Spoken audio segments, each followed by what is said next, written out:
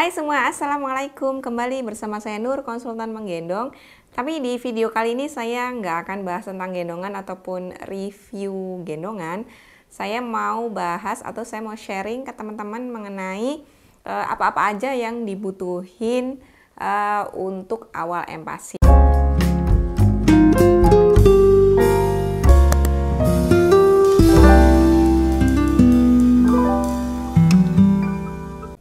Pertama, alat untuk memasak empasi, karena saya mencoba untuk empasi homemade alias bikin sendiri. Jadi saya mempersiapkan dulu pancinya. Ini panci susu stainless. Teman-teman kalau bisa ketika memasak empasi homemade pakai yang stainless atau yang enamel. Ini tuh mereknya Zebra kalau nggak salah. Lebarnya 18 cm, tapi untuk awal empasi ini kebesaran. Mungkin teman-teman bisa pakai yang 16 cm. Nah, yang merek Zebra ini saya senangnya karena dia tuh stainlessnya tebel. Terus dia panasnya cepat merata. Jadi enak kalau mau bikin bubur empasi. Yang kedua, saya juga menyiapkan untuk memasak empasi ini wok pan marble kalau nggak salah, mereknya ini Yoshikawa. Ini saya beli ukuran 20 cm. Nah, untuk penggorengan atau wok pan yang berbahan marble atau teflon, untuk menggoreng atau menumisnya, untuk alat sendoknya itu jangan pakai yang besi. Jadi saya ini siapin ada yang kayu dan ada juga yang silikon. Jadi nggak akan menggores si permukaan marble-nya ini, sehingga tetap aman dipakai untuk memasak empasi bayi.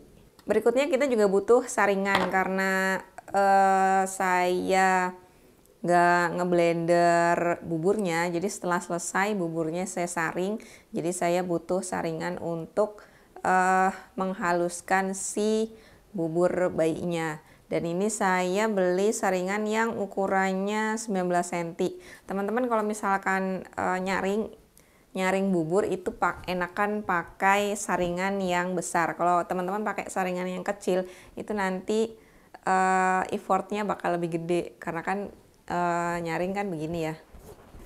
Nah, itu saya selama sekitar hampir sebulan ini nyaring empasi di saringan ini cukup berhasil.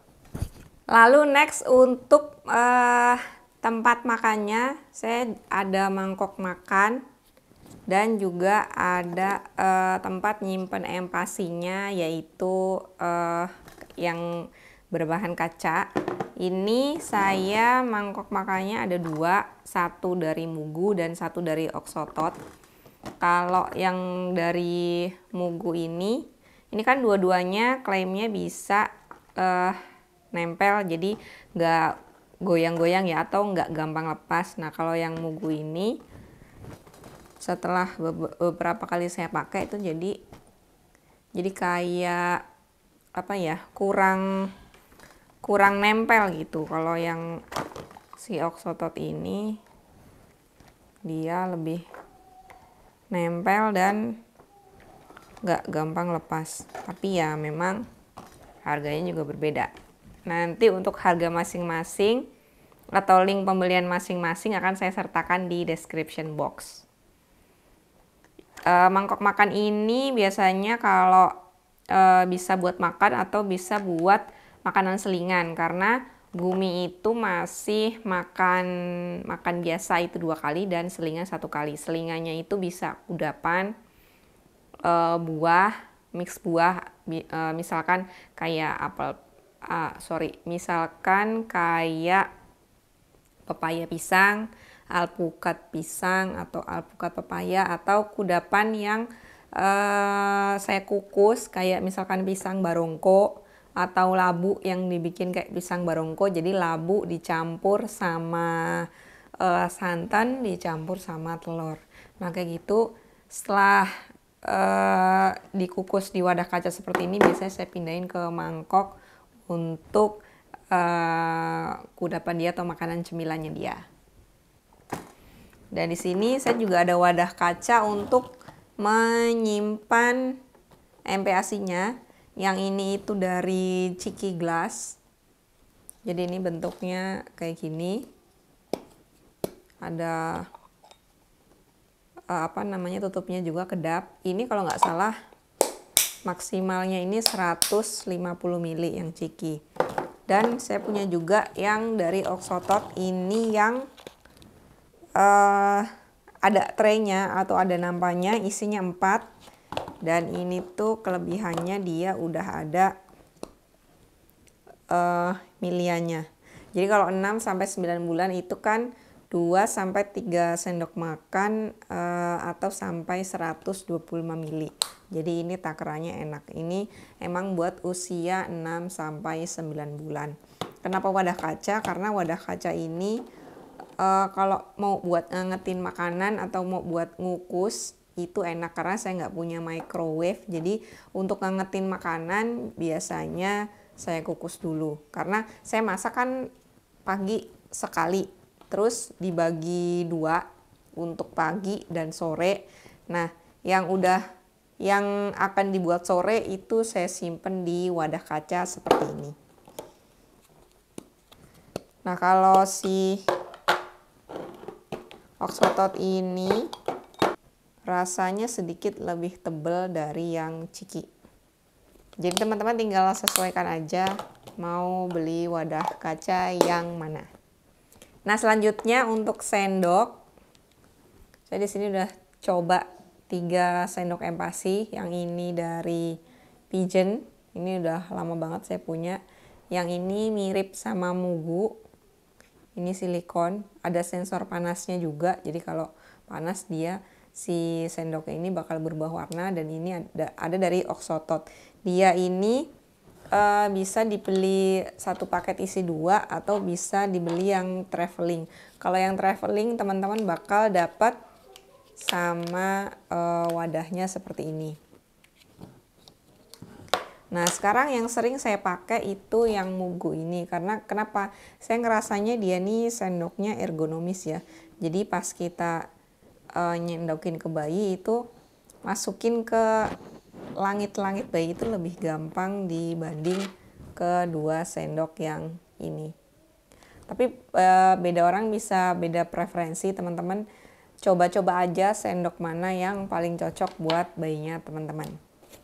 Nah, ini saya juga ada sendok stainless yang kayak gini. Ini sepaket, ada sendok sama garpunya.